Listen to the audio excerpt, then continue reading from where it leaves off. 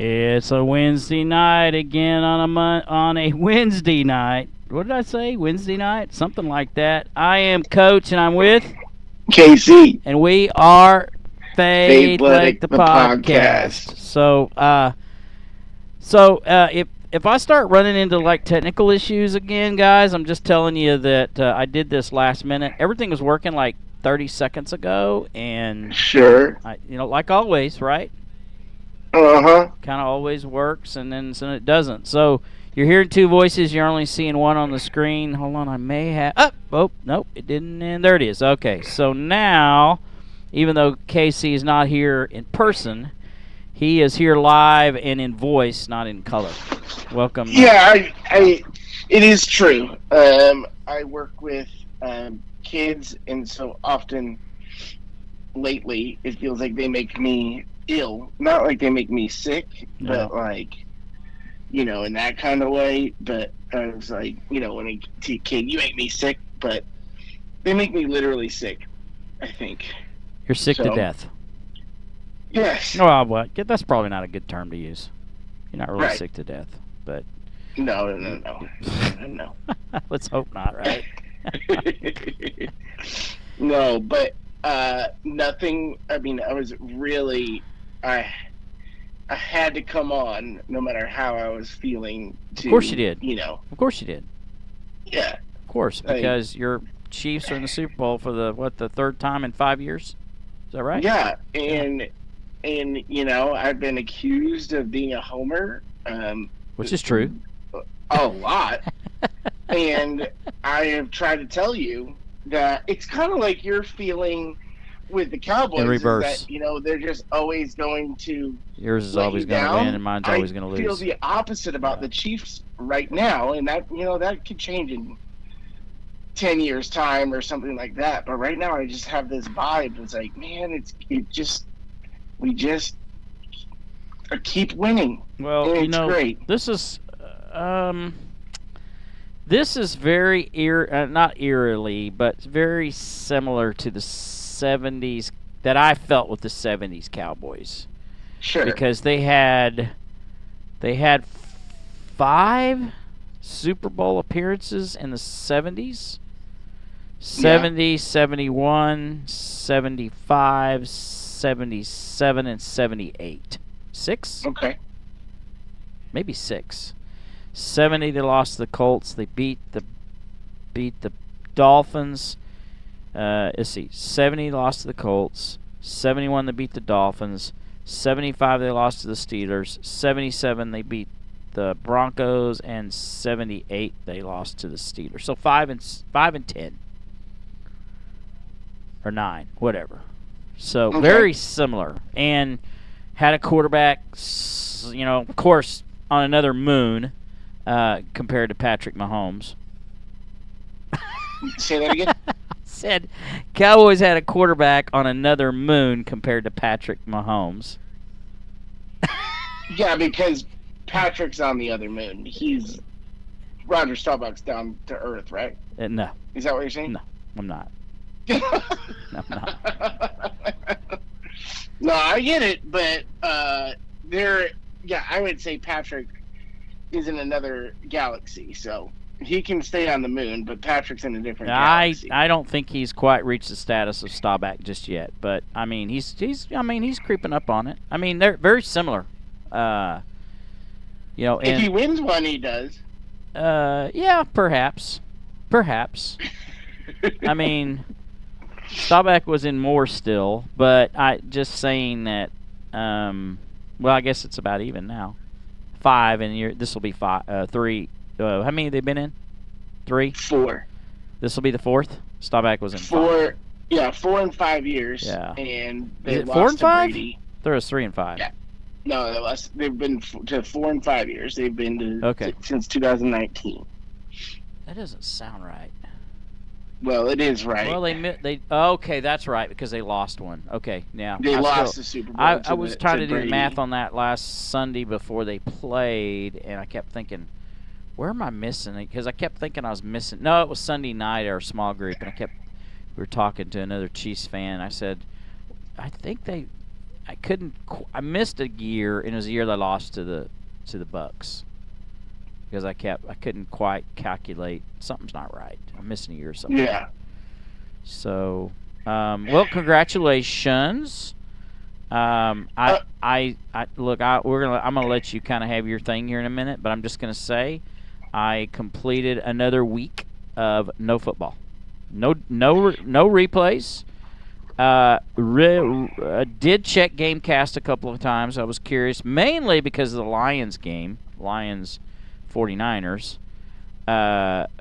I did see that the Chiefs were ahead, I think, 17-7. And then, what was that, third quarter maybe? Fourth quarter, whatever. And then the final ended up being, what, 17-10? Yeah. And then on the Lions game, I saw 24-7. The next thing I knew, it was 34-24, something like that. Like, oh, well, Yeah, it is. so The sky's falling in. But before we move to yours, how close did I come to being my prophecy of two teams in the same state in a championship game in different sports? Or you were really close. About a quarter and a half correct. Yep. And then it was an epic collapse. Yeah. Like, sky fell in. I don't know if you've seen anything since, nope. But yeah, it was an epic collapse rather than it was a 49ers comeback. What happened? I would say. Fill me in. So, we'll start with the NFC. Why not? Since we can give you a little bit of review. Yeah. So, Lions go in there, play a great first half. Shanahan's team is not well known for playing well when they're behind. Yeah. And it really showed in the first half, and they played aggressive. They did everything they want. Now, down in the towards the second half, Campbell had a choice to kick a field goal or score a touchdown with about I think it was 10 seconds to go or 7 seconds to go on the 2-yard line. And Dan Campbell's MO all year has been to go for it.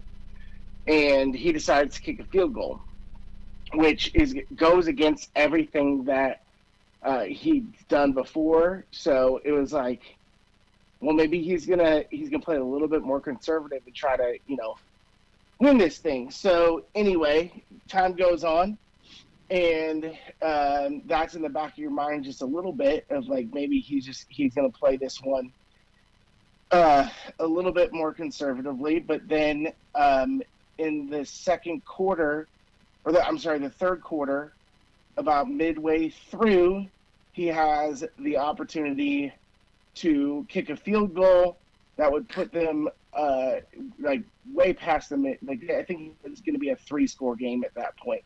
Wow. And so he opts to go for it on 4th and 4 and doesn't get it. And then they're on the Lions 30-yard line, and Purdy throws a bomb, and it bounces off the helmet of one of the Lions cornerbacks. Should have been an interception, but it bounces right into of course it does. Brandon Ayuk's hands. Of course it does. So at that point, I'm like, yeah, this is heading for some trouble. Yep. When that happens. That sounds Cowboyish. They're up by 10 at that point, and they punt a ball. I'm sorry, they fumble the ball. It's a missed. Running back thought he was going one way, and quarterback went the other way. So he never had a hold of the ball. Niners punch it out and get the ball, and they end up scoring. So they're down by 3 at that point. Yeah. And so Lions get the ball back, and they have to punt again, and one of their guys that's going to get the ball should have downed it at the 1-yard line, but just takes one step to the goal line. It's on the 25. and they go and drive or they score again, so the Lions are down. So basically, he opted twice. He did it again. Campbell did it again, where he could have twice kicked 2 field goals, and would have won them the game probably, or at least been in the position to tie it, and he didn't do it. So they basically just imploded. That's too bad. Yeah. Doesn't surprise me, though. I mean, I think I said, there's kind of a coaching mismatch with Shanahan and with LaFleur, I thought. I mean, I love Dan Campbell, but he's just a little. Here, I'm going to get on some wrestling here. He reminds me of Terry Funk. Reminds you of Terry Funk? Yeah. Yeah, sure. I'm just going to be as reckless as I can.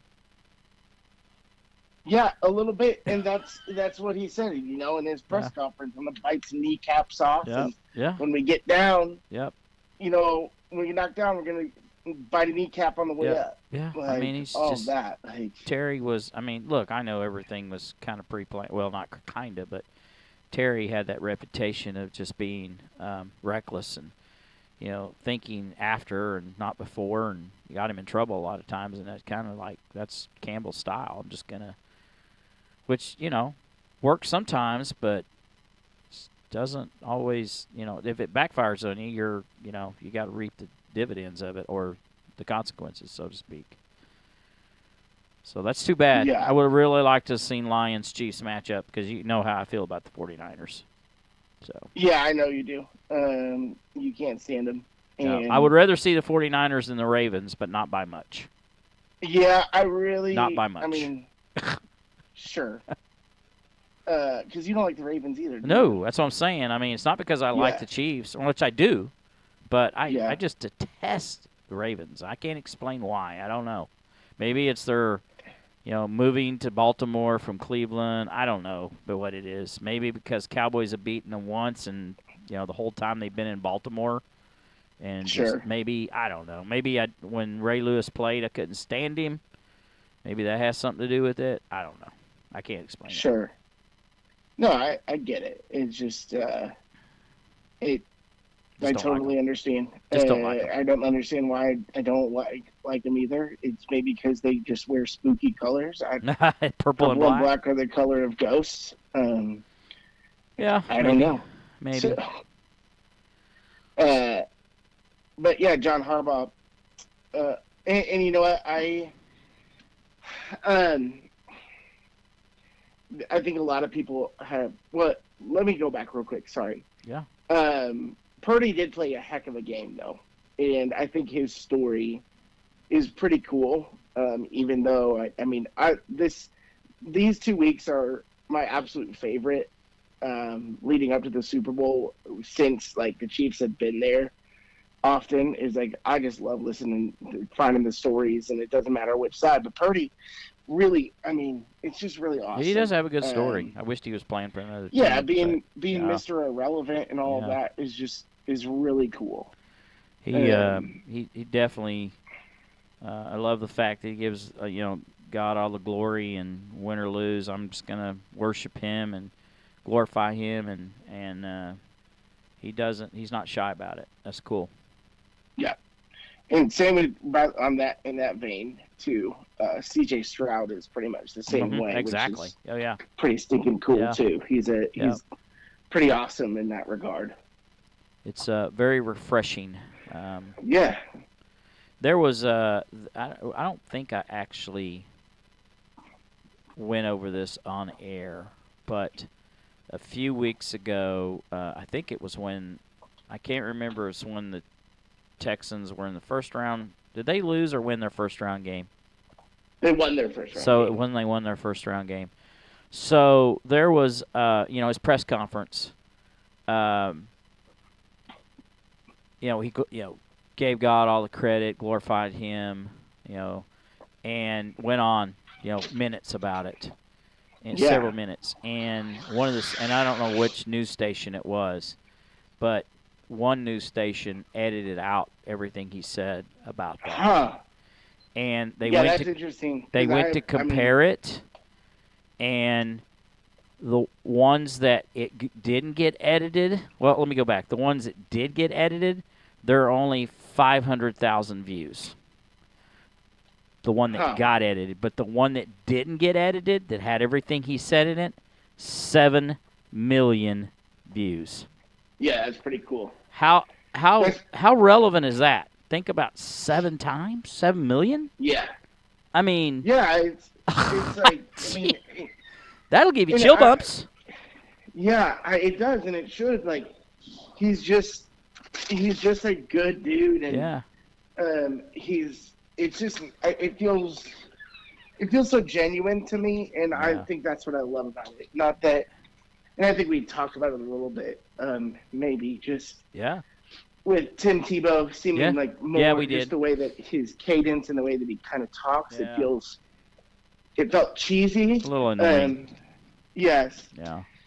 And that's not to take away about all the great things Tim Tebow did for the faith and all of that. Not a hit on his character at all. Just the way it comes off sometimes. It just feels like it's more relatable to me. Mm-hmm. And I mean, I have to give it to C.J. Stroud. Like, it's pretty cool for sure. Agreed. Yeah. So your takeaways from the win on Sunday for your Chiefs? So, I mean, it's just they keep finding ways to win, and like the Ravens just lost their DNA. They only ran the ball 6 times the whole game. I saw that. And I saw the stats. Crazy. Yeah, that is crazy to me, considering they had the best rushing offense in the league. They could have worked something to get Lamar running the ball. He made like just the coolest play where he ended up basically the ball got tipped way up in the air. Lamar grabbed it and then ran for about 25 yards. Is that the one where he caught his own pass or whatever? Yeah, that was in the first quarter. Yeah. And I almost was like, yep, this isn't going to be our day at that point, because it's like that has happened to us so many like stinking times. Right. Over my Chiefs fandom, it's crazy. Marcus Mariota did it. Andrew Luck did it to us, and I'm like this, and we both got eliminated from those games. So I was like, this is not going to be our day. But Spagnuolo, I mean, I think he's so incredibly underrated as a coordinator, and he game planned the Ravens perfectly, and they executed the game plan well. And really, I mean, 2 huge plays. Again, I don't know if you saw it, Dan, but there was did not. One where their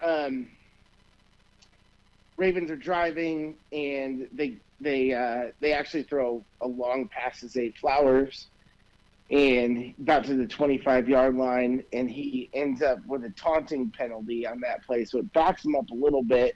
But they still drive, passes to Zay Flowers again, and then at the 1-yard line, L'Jarius Sneed punched the ball out, and there was a fumble in the end zone, and we recovered it. Yeah.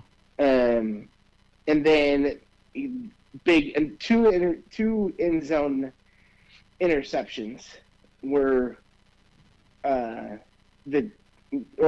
turnovers were that was the decider. So it was the defense that really stepped up, and they crushed it. And then on top of that, in the first quarter, Patrick and Travis were doing their thing, like on a different level that they've done all year. Like the offense at that time looked as good, or their connection looked as good as it's been all season. And they were able to go up 17-7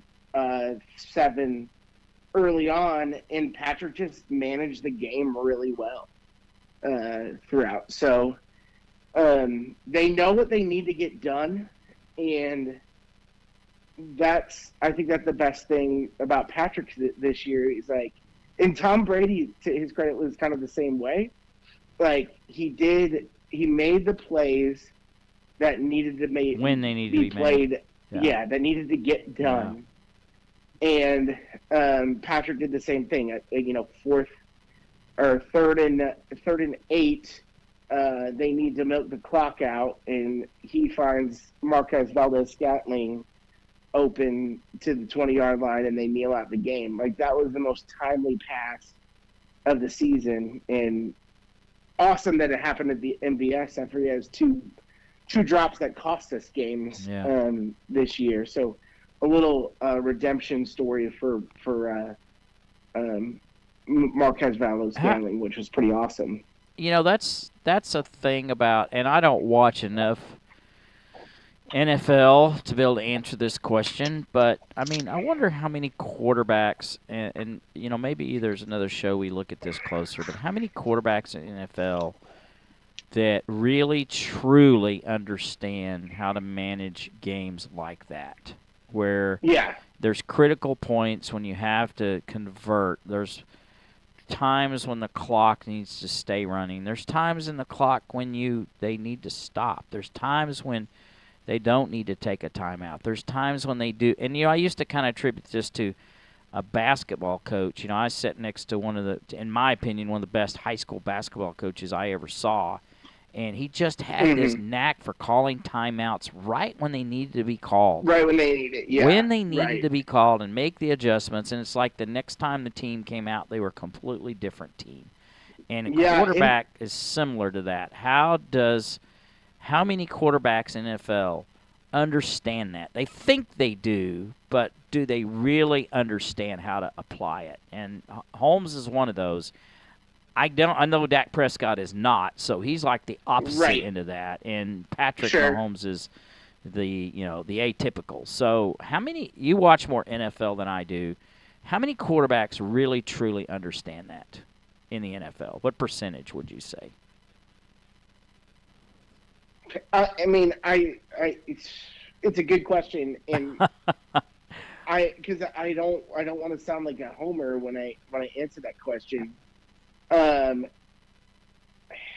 I mean, I already acknowledged that Mahomes does. Who else? So Mahomes. Yeah, who else? I think Matthew Stafford does a really good job because he's he's been in the league so long. Yeah. I've seen Josh Allen do really dumb things. Yeah, that's what I'm saying. I don't know if he has that or not. Yeah, I haven't seen. I haven't seen enough of Burrow. Obviously, Aaron Rodgers may be the best ever to do it. Yes, he's very good at it. He's very good at it, and he's still and Brady. Yeah, and Manning. And Kirk Cousins kind of loses, like, as a smart dude. Yeah. Sometimes he does not. It's kind of funny. The way that is. That might be Breeze a show used to be really good at that. We need to look at each starting quarterback in the NFL maybe when the season is over, and we try. Maybe that ought to a whole show dedicated to a debate there on somehow we could incorporate some entertainment in that to figure out. Do they truly understand it? I mean, obviously it's just a matter of opinion, but based on results, I mean.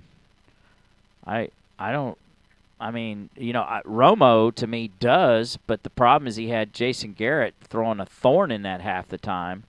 Right. So he never really, I guess he kind of did, but he didn't excel in, understanding that part of the game. When he got control of the game in the fourth quarter, if they had a shot, you could tell he understood it. And then on top of that, like, there are certain quarterbacks that it's like, they can tell by game flow. Yeah. That, like, hey, this isn't really working. Yeah. We need to do something about this, to the point that they'll throw, like, be very emotional about it. I don't want to say throw a fit, but like, hey, we can't keep doing this. They're doing this. I don't know how many quarterbacks have that much relational equity with their head coach. Yeah, that's a good point. That that they're able to do that.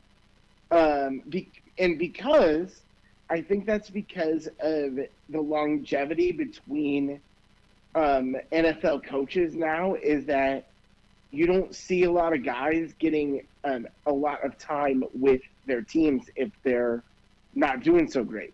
Like, we're firing coaches more often. That's true. It used to be you get 3, 4, 5 years before they made a decision on you, and now you're getting sometimes 1 year or 2 and 3. Didn't work. So it didn't work. We got to move on. Wish Jerry would do that. Yeah, there's trust that comes along with that as well. That quarterbacks maybe not be outspoken to say, hey, this game plan, we got to change it up. Otherwise, they're usurping their coach. Mm-hmm. Like, it's a really interesting dynamic that Andy Reid and Patrick Mahomes are able to build. Is they really have built up the relationship that Belichick and Brady did have. Right. And I think that there's a lot of people this week that have really seen that they're like, okay, we get it now. This isn't just a flash in the pan. Like, this Chiefs team is, it's not going anywhere as long as Patrick Mahomes is there, and it's real, and people have to deal with it. Yeah, I mean, do you think Andy Reid's getting towards the end of his rope if they win another one? So I've thought about that, and everything that I see is no. I think. Yeah. How old is he now? Why would you leave this right now? Well, like, because he's just. He says I'm old, but I'm not that old. Well, how old is he? 66. Yeah. I mean, that's pretty young. I mean, I'm. I guess it just depends on how much you still enjoy it and how much it consumes you, and he's winning, and I agree what you're saying, but then again, is he one that could walk away from it and just say, you know what, I'm happy and I just want to enjoy the rest of my life and do that kind of thing, because he's not in very good shape. So I mean, it's surely been speculated about. Yeah, I mean, who would blame him? Yeah, I agree. 3 Super Bowls in 5 years, or 4. What is it? Three wins in 5 years, right? Yeah. I mean. So, I mean, you could go out on top. I totally understand that, but I don't think he's ready to leave what he's got there yet.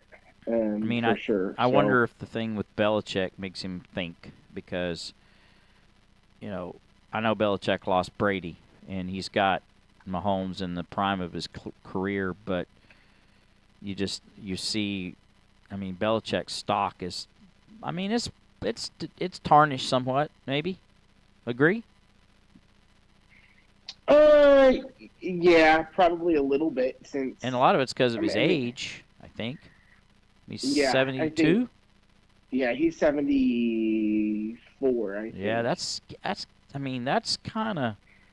Look, that's, age is a number, but that's right. I mean, you can get out of touch, and you can. I agree, and I think that's one, that the game changes, and I think that's one thing I admired about Tom Landry is towards the end of his career he didn't adapt, but he'd been coaching for 15 years in NFL before he basically reinvented the shotgun and invented the flex defense.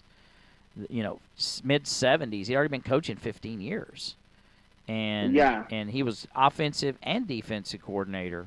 I don't know if you ever knew that or not. But no, I did not know that. He called the defensive and the offensive plays. He did everything. And he adapted with the game. In fact, he innovated. He did better than adapted. He innovated. He was how Bill Walsh basically, from the Paul Brown concept, invented the West Coast offense. Tom Landry created that shotgun, whatever you want to call it, type of offense and the flex defense and all that stuff. I mean, and look, I'm not trying to bring the Cowboys back into it, but I don't know if Belichick has the ability to adapt. And Landry was That is interesting, and I think that's where the difference between Andy Reid and him right now is, I mean, Bill Belichick was more defensive coach, and so you don't really see that as much innovation. But his defense was still really good this year, even though they were really bad. Yeah. It was just their offense was so bad. Yeah. And so there he didn't have players. I mean, he was able to make them be respectable. I will say, I think Andy Reid continues to be innovative with his play calling. And I'm not disagreeing with you. Yeah. So, yeah, I think that's the point is like that. I think you see some longevity there that I think he'll continue going. Well, I mean, it's power to if he does. I mean, I even liked Andy Reid when he was coaching the Eagles, and I hate the Eagles. But, well, actually, I don't. I didn't hate him when they won the Super Bowl because they played the Patriots, and I liked Doug Peterson, and well, I don't want to call our coach Jeff Folks or whatever because it's not. It's Nick Folk. Anyway, and I liked the quarterback. What was his name that no longer is playing in the NFL? The one from North Dakota State or whatever. Yeah, Carson Wentz. Carson Wentz. I mean, he had an MVP season that year before he got hurt. Yeah, but then got hurt. Yeah, and you don't know if that would have turned out the way it did or not. I mean, just no way to tell. But I guess what I'm saying is Andy Reid, even when he was an Eagles coach, I liked him. I certainly, I've always kind of been a Chiefs fan back when they had, Lynn Dawson and Hank Schramm and all that, Yeah, that group. It is funny, though, how the general public has kind of turned on the Chiefs, and I'm okay with that. Well, that's because of Taylor Swift. Whatever. Like, they can have that opinion if they want. Like, I think it's silly because they did the math, and she's been on people's TV for an average of 23 seconds a game. Yeah. So it's just a bunch of men that their ego is they're intimidated but it's not TV, it's woman. social media. So, anyway, it's a social media thing. I'm not thing. upset about that. Yeah. But also, like, it's the success. Yeah. Taylor Swift is a part of that. Yeah. They don't want to see, like, this team have that much success over a period of time, and it's just like the Patriots. Well, sure it is. Nobody wants to see everybody win that many games. Yeah. No, and it's the fact of the matter is it wouldn't make any difference who it was. I mean, if who's the Browns, they haven't won anything. Yeah. And, if they were all of a sudden win 5 Super Bowls in a row, everybody'd hate them. Lions are the same way. I mean, Lions are never been to the Super Bowl. Right. If all of a sudden they get really good, everybody hate them. So. Everybody hate them, and so I'm accepting this villain role. Yeah, that's fine. And I will do it. Like, if that's the way people are gonna be, like, we had the thing where this weekend you didn't see it before the game, but Justin Tucker was warming up right in front of Patrick and Travis Kelce, and it was a little bit of gamesmanship, and they knew it. And so Travis tossed his helmet and his tee away, but Tucker was the one that was, like, starting it up with him, and now like Patrick and Travis kind of got like they were the bad heads. They're the bad guys. Yeah, whatever. And that's how you spin it. Yeah. It's kind of like they wasn't the first one that it's the one that always throws the punch the last is the one that gets in trouble. Yeah, that's the same thing. Yeah. So, it's just the media. It's people don't want to root for this kind of success because it does keep their team from going where they want it to go. But it's just like Jordan that kept so many great stars out there. The Charles Barkleys, the Patrick Ewings, of the world that they're left titleless because of what he did. And who I was think the that's Jazz? Who was the Karl Malone, Karl Malone? John Stockton. Karl Yeah. Malone. And I know it's extreme to say that, but when you're looking at his trajectory right now, like he's 28 years old. Yeah. He'll have them if he wins. He has already more Super Bowl wins and wins in the playoffs than Peyton Manning. Yeah.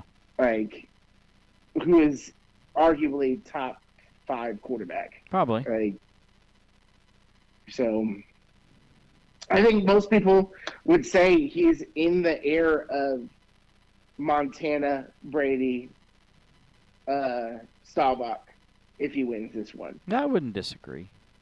I mean, I wouldn't have said that 2 years ago because he'd only won one, or 3 years ago. Yeah, he only won one. And yeah. I get that. I wouldn't entirely disagree. He certainly deserves to be in the conversation. And the more Super Bowls there are, there's going to be more that win multiple, and people won't even remember who's. I mean, would you really have known anything about Staubach? It wasn't for me. Probably not. Yeah. See, I'm just saying, there's people will not be remembered because people will forget. People either die or they don't pay attention to it or whatever. They just time goes. Like Johnny Unitas. I mean, I never really saw Unitas play in his prime. I don't consider him one of the best ever, but I kind of put him in the top 20 just because of what I read about him. Sure, right. Greasy's only quarterback to win every game. Do you put him in the top 10? The only undefeated quarterback in the history of the game. Right, yeah, but I get that. I mean, it's been 51 years since he did that. Yeah. Yeah, it is harder to play with eras than it is in other sports, I feel like. Tyson could have beat Muhammad Ali in his prime? I mean, in my opinion, yes. Question. In my opinion, yes. I don't look. We can open another can of worms there. When Tyson was 21 years old, nobody ever would have beaten him in any era, in my opinion. Sure. Yeah. He was a flippin' beast. Yeah, and he's one of my favorite YouTube searches is watching old Mike Tyson fights. Still. Yep, it's good stuff. You don't have that with Muhammad Ali. I think that's part of it. It's like. That's true. Yeah. I mean, I grew up when Muhammad was Cassius Clay, and I don't remember any of the part where he beat Liston. The only thing I saw was basically when he came out of his suspension for not agreeing to go into the draft, reporting to the draft. And that was 71, and that was 8 years after Liston, I think, or 7 or 8 years. And he had, and if it wasn't for Joe Frazier, probably wouldn't even, been relevant because he beat Frazier. Of course, he beat Foreman, and but he didn't. I mean, and there was probably the era of pro boxing was the best 65 to 75 probably, because you had Sonny Liston, Floyd Patterson, Muhammad Ali, George Foreman, Joe Frazier, Ken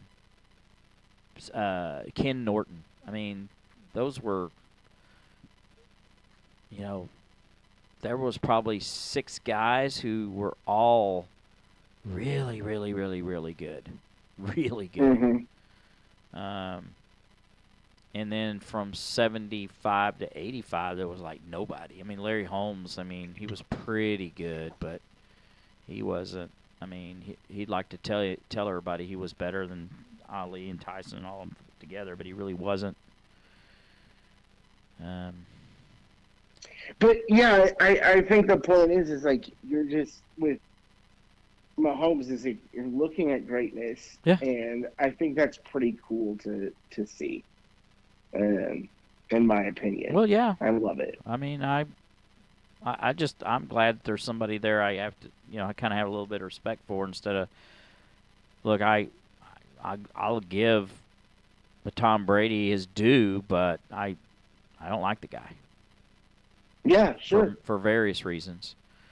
I didn't really care for Montana either because he beat the Cowboys in '81, but after that, Cowboys weren't even relevant really. So I had great admiration for Montana and Elway, and there's some Marino, and I mean, and since 2000, see, that would be 20 years, right? 23. So since 2000, I mean, you got Brady, Manning, Mahomes, Rodgers, Favre. Actually, Favre is, how long has he been out now? Favre's been out. 2013. Yeah, so Favre. I mean, is there anybody else you can think of since 2000 that's really in that? I don't know. I don't think you can. No. I mean, it's just this decade is these past 20 years. It feels like it's been owned by Brady. It hasn't been very many because he's won like 7, and and then everybody he beat. I mean, I guess you could put Eli Manning on there, but I don't know. I mean, I don't really put him in that nine. Right. They had he had a lot of talent around him. Yeah, it was all defense for Eli. A lot of defense. No doubt about it. But, I mean, I don't know. How many is that? Mahomes, Brady, Rodgers, Favre, Manning. 5? Yep. Huh? Yeah, probably. 5 in 20 years? You could put in that category, maybe? Yeah. Am I missing somebody? Yeah. Breeze. Yeah, I guess. I mean, stats-wise, and then has a Super Bowl title. Yeah, I guess, but I don't know if insane. I don't think I'd put him in that category. And I like him. You don't think so? Maybe. I mean, considering he's only like 5'2", I'm exaggerating. Was he 5'11" or whatever, 6 foot? I mean, basically, right? Yeah, I mean, that doesn't really matter. So was, Doug Flutie was what, 5'8" or 5'7", whatever. Yeah. But I don't know. I mean, I guess, but I mean, you're gonna put all the one Super Bowl winners in there? I don't think I put him in there. You're kind of. I think you're right. Well, but Rodgers only has 1 too. So. Well, that's true. Yeah, that's Favre true. only has 1 too. Who? So, Favre's only got 1. That's true. You are right. Yeah. But do we judge it? And then now that goes back to giving Drew Brees some credit because do you just judge it on Super Bowl wins? Because look, and here goes my homerism. Romo, you go off his stats. Maybe not playoff wins and Super Bowls, but I think he was a better quarterback than Drew Brees, really. Not in comparison to the Super Bowl. Brees is number 2 all time in passing yards. Yeah. So it's hard to do that. Is he really? What's that? Is he really? Yeah. Oh yeah. Wow. Yeah. Sneaky good. Well, plus he had pretty good years in San Diego too. So. Yeah, he did. Well, I mean. Certainly, so, look, we don't really have time to do this tonight, but, just off the top of your head, take all those guys out of the mix.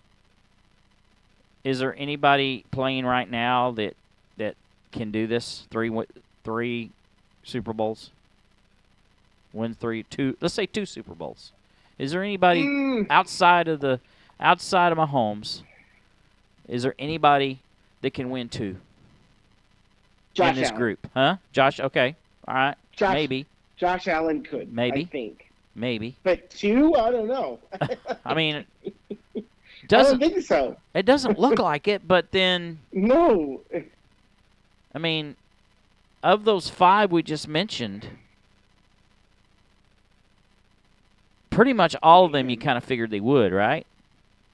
Yeah, but I think they're I mean, if you're taking Mahomes out of the mix, right? Right now, yeah, I'm just saying. Looking forward, if they don't have to go head to head against Mahomes, Josh Allen could. Okay. I potentially see, but Burrow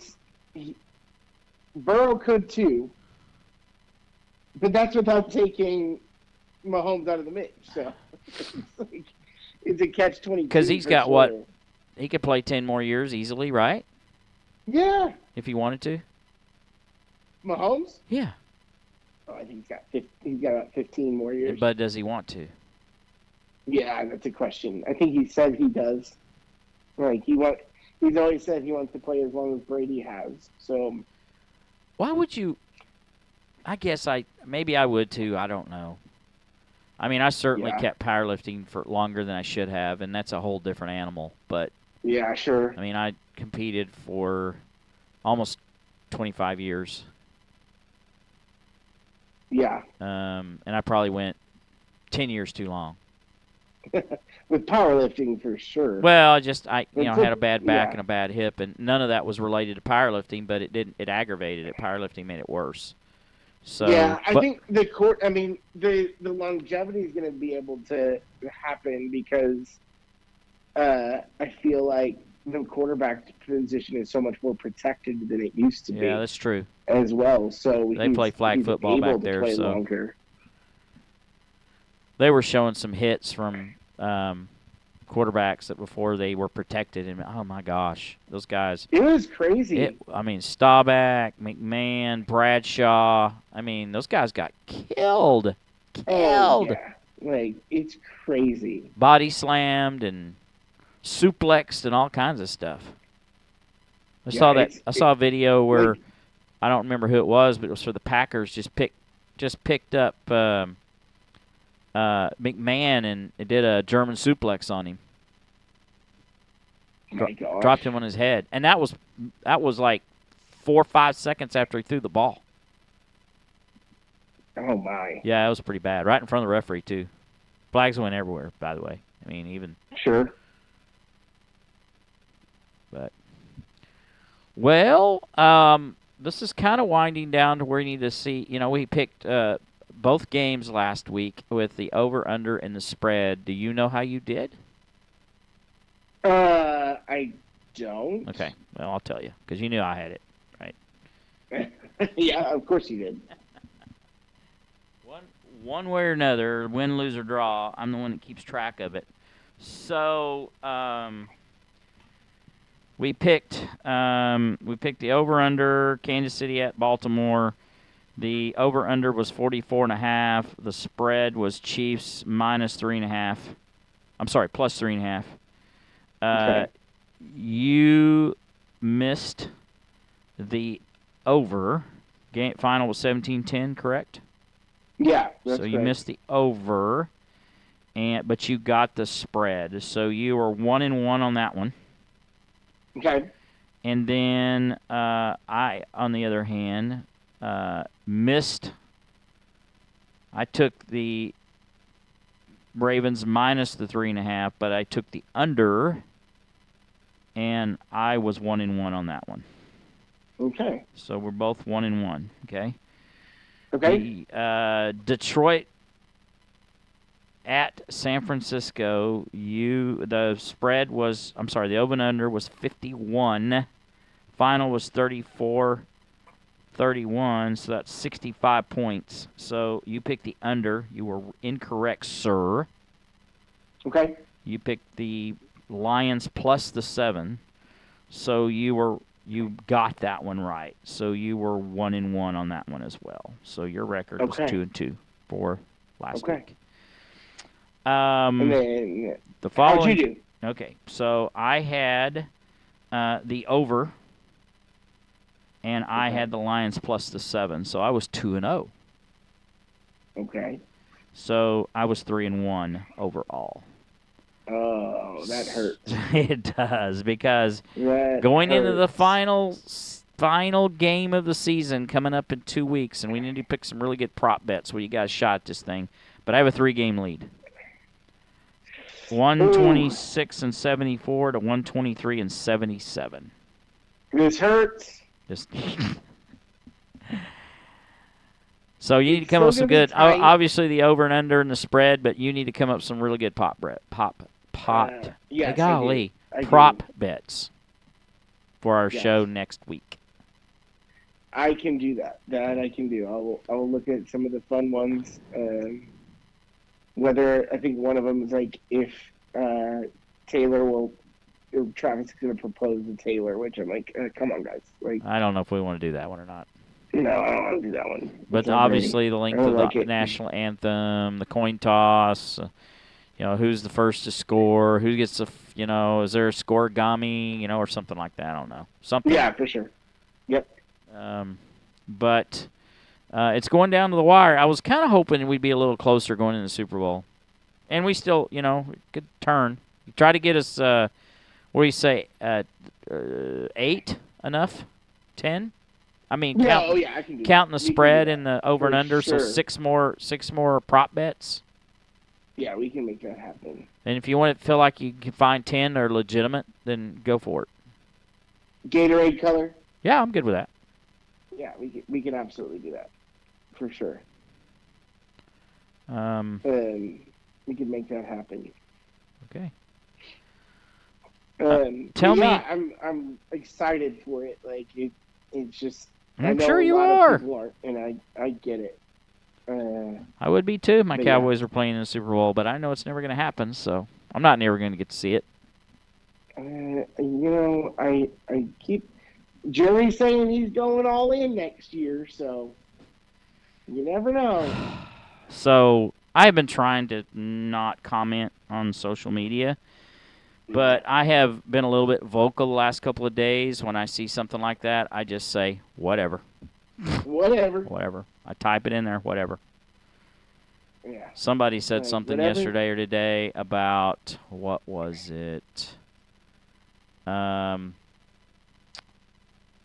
He feels like, I can't remember what he said. Something about he has all the players to win the Super Bowl or something like that. And he's all in, like you said. And I said, he says that every year.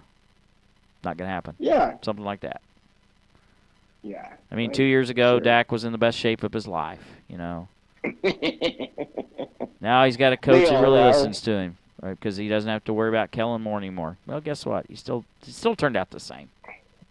Mm-hmm. And that's my whole point. Hey, quickly, CM Punk. Tore his tricep. Imagine that. Dude can't stay healthy. Right. So and help me out with I thought this. the Royal Rumble was pretty good, by the way. It was okay. It was like, I would say it's a solid base hit. It was not the best we've ever seen, but it was a good show. How do I word this? Who won? Cody Rhodes. Yeah. But won the Rumble. But second time. But what? He wasn't going to. You don't think he was? No. Really? I think CM Punk was going to win it. Huh. Which falls in line. Look, it's lining up now, but it was falling in line with they're never going to let Cody finish this thing out. Now they might because they don't have a choice, but that wasn't the plan. I don't think. I think it was, but I don't think who knows? I don't think it was. I think CM Punk was going to win it. That's an interesting theory you have there, sir. Well, I mean, I watched some video. I mean, it kind of looks like he called it. Did he really? I think so. Okay, now I'm interested. Like, I'll send it to you. Out. Like, he knew that he tore his tricep, so they called it mid-match? Yep. No kidding. Yep. Okay. I'll send you what I saw. I think I saved it because I knew you would ask, and I thought, I got to save that for Kyle. And I meant to send it to you. But You might search it and see. I did not see that in the ring. I was just focused on hoping Cody would win. I think it was off a different camera that caught it, picked it up, like somebody in somebody's bone or something. They caught it. It might not have been what was supposed to be seen. Oh my, that's kind of wild. Yeah. So something to think about. Yeah. I didn't even think about that, but it adds up if that's the case. Yep. Because Punk, that does make sense, because Punk Rollins is would have been like hugely storied. Yep. I kind of think that's where they're heading with it. So. Okay. Anyway, you want me? You got Devo? You got one set up? Yeah, I can grab one. Okay. Hold on, real quick.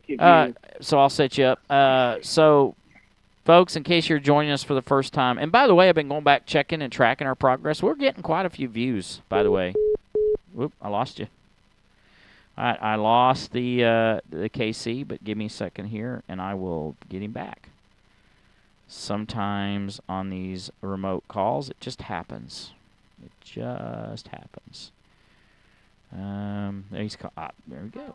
I wonder if that's going to let me get him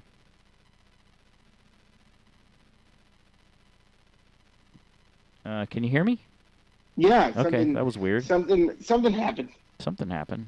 Anyway. But you said we were getting quite a few views, yeah? Yeah, we've been getting some views. So I've been kind of going back and tracking it. And, we're not the most popular show on YouTube, but we're getting views. So. We're getting there. So if you're listening to us for the first time, our name is Faithletic. If you're just joining us, and we appreciate your listening and viewing our show. We're a little different, but we say up front who we are and what we are. We're full disclosure, and we in our name it says Faithletic. It's kind of a title that Casey and I came up with, and it's a little bit of faith and a little bit of athletics, and so there you go, Faithletic Sports. And we are both believers in the gospel and the good news, and we like to share hope and encouragement to those who listen. So before we close out each show, we offer a devotional, and we just try to spread some of that hope and encouragement. If you are curious more about us, there's tons of shows already posted on YouTube. From 2019, I believe. We're 5 years into this, and there's been a history. We started on a internet radio show called Crossover, which is now no longer, but that's where I started as the OT, and Casey came along as the natural about a year into it, and then we just felt compelled and led to do this more on our own, so we just started our own little podcast, doing it, out of our the Sports Palace Studios in Yukon, Oklahoma. And that's right. Yep. And through the last several years, we've had just phenomenal shows with inspiring guests and trying to just and it's not all sports either. It's we do movies and music and all sports and entertainment and. We have our Mount Rushmore show, pretty entertaining. Usually we do an off-season. And we'll cover a little bit of Thunder basketball, and Casey's a big baseball fan, so we may follow a little bit of baseball. Kind of have a no soccer, no tennis, no NASCAR, no soccer rule. Did I say that twice? I think so. That's okay. Hockey. No hockey rule. So, look, sure. It's not completely off the table, but...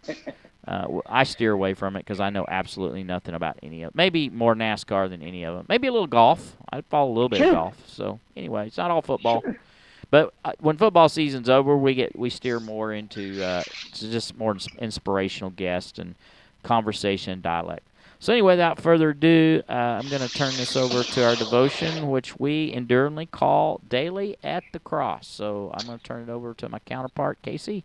Take it away. All right. So this is a devotional that comes from called The Calm. And it starts with talking about the storm first, which it says, many of us spend numerous hours a day worrying and fretting over things we have little or no control over. Our stomachs churn, our minds spin, and our heart hurts. We can't enjoy a beautiful spring morning, a walk in the park, working in a job we love, or being with people we love because of the anxiety we are experiencing or the angst we are anticipating. What is that we are afraid of? Rather than peacefully walking forward through the day, confident in God, resting in His character, trusting in His power, and believing in His word, we are often overcome with worry and fear instead. Some of us may be so accustomed to feeling this way that we don't even realize how much it impedes our boldness, our energy, and our focus. We don't see how much it impacts our earthly relationships and ultimately our relationship with God. We live tossed to and fro by the waves of our flesh, which hampers our ability to live fully in the Spirit of Christ and enjoy communion with our Heavenly Father each day. I can hear Jesus lovingly saying, "Why are you afraid, O you of little faith?" It was after He said these words to the disciples that He rose and rebuked the winds and the sea, and there was a great calm. Can we learn to find calm by faith amidst the waves of sin and the storms of emotion within our hearts? It may seem impossible, but there is hope and there is comfort to be found. First, know that you are not alone and that it is not any surprise to your Lord. He is with you in it all, and He loves you. Second, know that you are not a failure in His sight because you struggle with this. It is an age-old challenge for all God's people.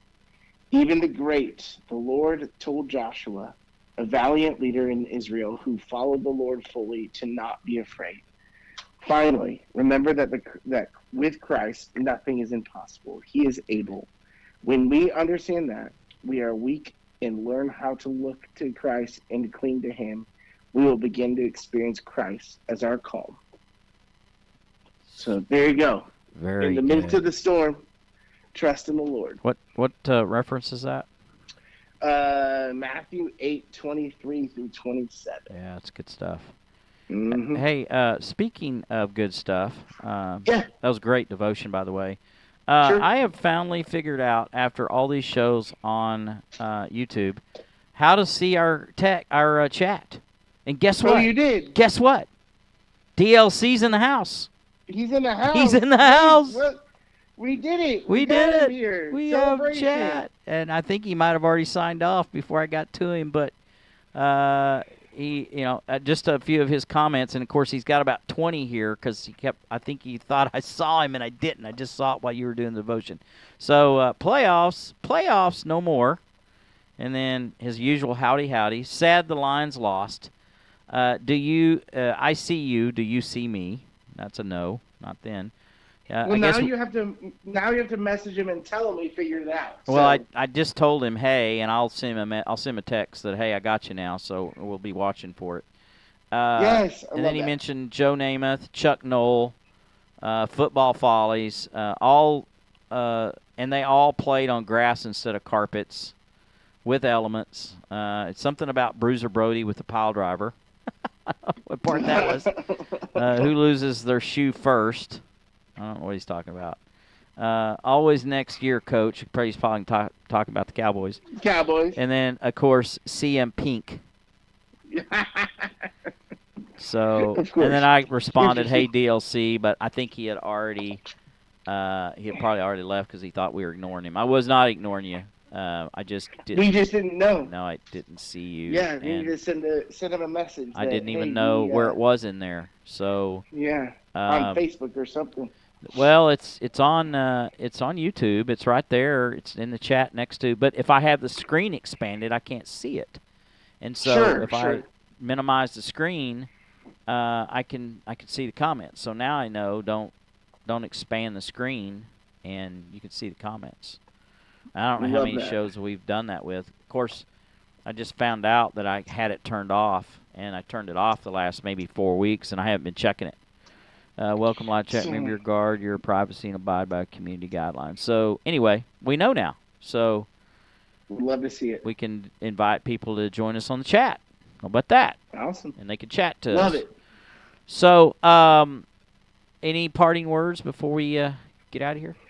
Not yet. I will have some probably next week before Super Bowl. So Yep. And look, I have a thing next Wednesday, but I will be on time. I will make sure I'll cut it short on my end, and we will, because we have to have a Super Bowl pre-show. Yeah, we do. We do. So we'll have it. Yeah. You need to heal up so you can be here and yeah, for sure. Put yourself in a bubble or something. I am going to do that. I am probably going to put it in a sub tomorrow. So okay. We'll get all bubbled up. We'll do that. I'm going to close with a little inspirational, kind of like I opened last week with, and I'm going to close it today if I can. I'm actually going to put up on the screen Kansas City versus San Francisco on the screen with the Faithletic logo, kind of something I kind of built. Nice. Yeah, I mean, it's nothing special. And then I'm going to close out the show with some inspirational words. So you can stay on and listen if you want. Otherwise, I'm Coach, and I'm with Casey. And we are Faithletic The Podcast. Have a good night. Thanks for joining us.